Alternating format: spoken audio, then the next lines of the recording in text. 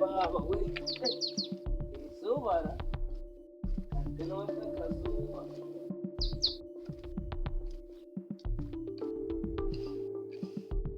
isha bimeze bite sha bimeze utabona abantu bati muriza uruwa ngo bayike kuri gupfuneka nk'ingurube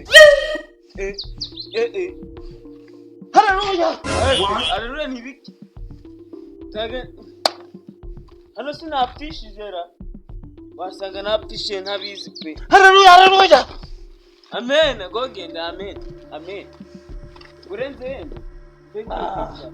hari ijambo rinzanye muri nimijije tuya biratangaje naba napfishiye ntabizi iyo mundu uragezwa niki Imana iravuze ngo akashitani Imana ngiye none se ufite birenga bona wasaze haleluya zagenze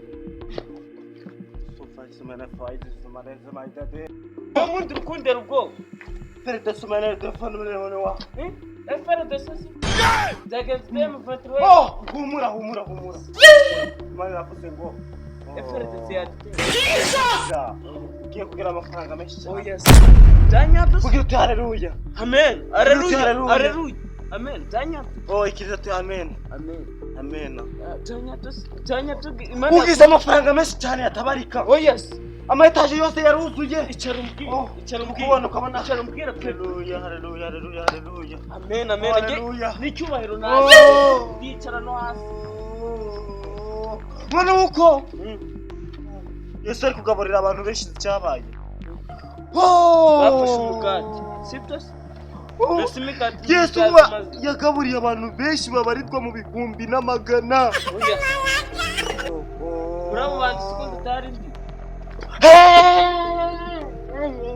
ageze nuko bageze Galilaya mwana ngo yakundumye ngewe mirabyo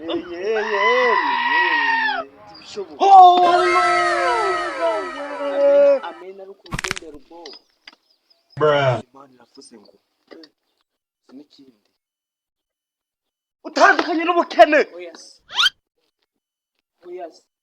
nibyo niyo notaha niyo nogenda ariko icyo nzi ko Imana yavuze ati ngo utandukanye n'ubukene urakoze ubugiye nyine ndagiye ubugiye mbe nanditse asuvuze ati ngo niyo wagenda ngama itaje maremare sinzi ari kindi sanzu ndende y'amagorofa kakangubwire nindi havura ukundi ariko hari umurongo witwa Mariko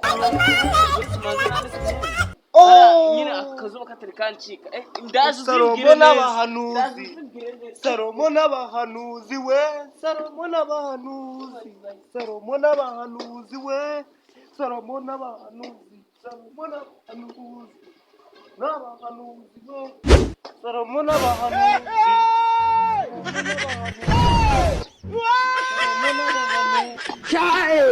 ura umupasiteri wasanga n'umumanu umupasiteri wambaye ikabutura ariko da icyo ni ugufasha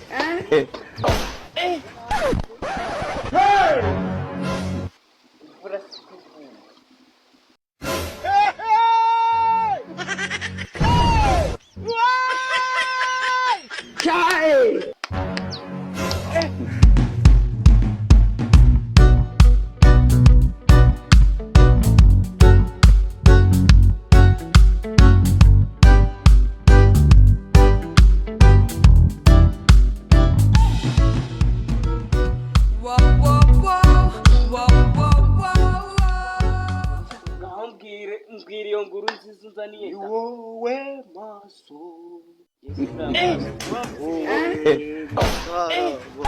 yes kandi yasima bamanzaga badumika ku bintu iruta Imana watangiye neza none utangiye gutukana ariko wirengagije inzu ingana kuri abaguhaye iyo ndacyayibuka cyane ariko utangiye kunera Imana iravuze ati ngo rero niwiyemera ukadamara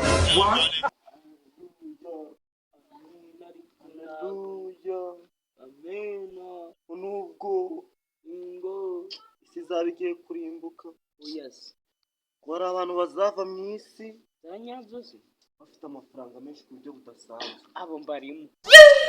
Vuga uti haleluya. Haleluya, amen. Haleluya, haleluya. Amen. Mbwira icara. Uzi n'ikindi? Iyo nguru irashimishije niyo kuvuga wicaye. Uzi n'ikindi?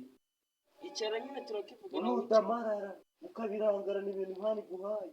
Oya nawe si ukumva narangara koko ariko ma ubwo agafi kakwizanira ndukaronde. Nzaguhereza n'iki?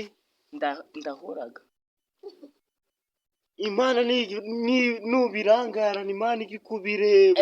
Ntago agafi kakuzanira ntago wabura kukaruba.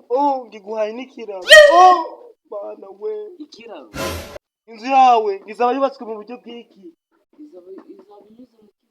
Izaba yubatswe mu buryo bwa etage. Ariko isi y'amaguru maremare yagerekeranye. Aho nzaba ndi mu ya mbere, mu ya nyuma nako hejuru. Kuko Imana ngiye utangunda. Nzaba negereye Imana. Kuko ngiye utambaye nanjye ubutunzi ngaba buri kubahereza. Wenda gohe gutangaza ijambo ryanyu. Ibyo birahagije. Nzahora guhamamariza njya gushaka ahantu hose kuvuga ubutumwa bwawe. Nasi nawe ari kuri igicucu. None Imana yarebye iramba. Kandi ndi ikinyabyaha mbaye amazu wewe uhoragura se ariko harye yayakwa ndaco nenzi ko mani babarire da nenzi ko kuyakwaka bitari mutu nimba bije byo kunyaka inzu reka nge kubinyada byo kunyaka inzu nge kubinya umva nge kubinya ni wowe maso 70 years old man.